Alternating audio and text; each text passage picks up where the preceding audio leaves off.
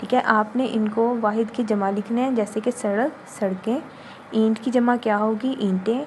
बस्ती की जमा क्या होगी? बस्तियाँ।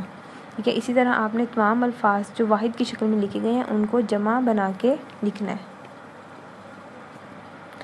देखिए यहाँ कुछ वाहिद और जमा इकट्ठे हो गए हैं, इन्हें वाहिद और जमा के अलग अलग खानों में लिखिए। ठीक है। यहाँ पे आप देखें कुछ अल्फाज लिखे हैं। ठीक है। ये वाहिद और जमा इकट्ठे किए गए हैं। ठीक है। आपने नीचे इनके बने हुए अलहदा खानों में इनको वाहिद को अलहदा करना है और जमा को अलहदा लिखना है।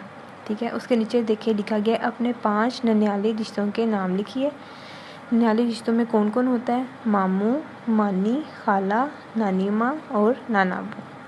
ठीक है। उसके नीचे क्या है? अपने 5 दुधियाली रिश्तों के नाम लिखिए। दुधियाली रिश्तों में कौन होता है? चाचू, पुप्पो, चची, दादी अम्मा और दादाबू।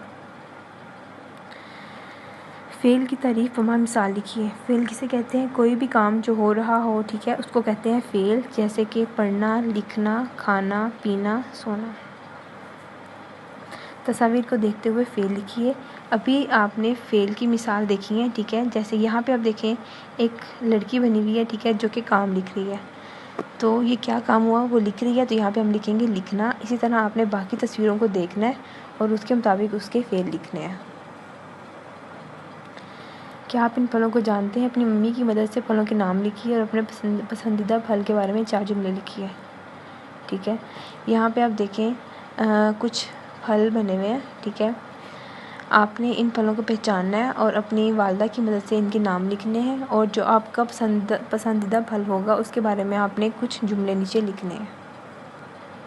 किचन फन, ये बहुत मज़े की सरगर्मी है। यहाँ पे उन्होंने एक रेसिपी दी हुई है। ठीक है। फ्रूट ट्राइफल की। आपने अपनी अम्मी या अपनी बड़ी बहन की मदद से फ्रूट ट्राइफल ख़ुद बनाना है। ठीक है। और जिस तरतीब से उन्होंने कहा है आपने उसी तरतीब से बनाना है और फिर आपने इनके पूछे गए सवालात के जवाब देने हैं कि वो रंग, शक्ल और जायके में कैसा बना है।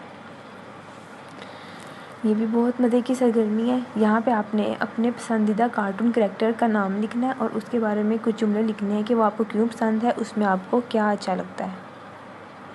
बच्चों की कहानियों की कुतुब में से कोई सबक आमूज़ कहानी पढ़िए और इस कहानी को अपने अल्फाज में लिखिए। बताइए कि इस कहानी में कितने किरदार थे और आपने इस कहानी से क्या सीखा। अच्छा, ये सरगर्मी आपने अपनी वालदा या बहन भाई की मदद से करनी है। ठीक है।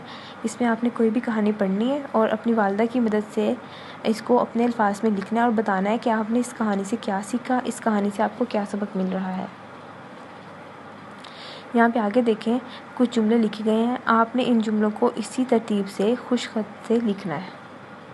इन जुमलों को भी आपने खुश खत से इसी तरतीब से लिखना है।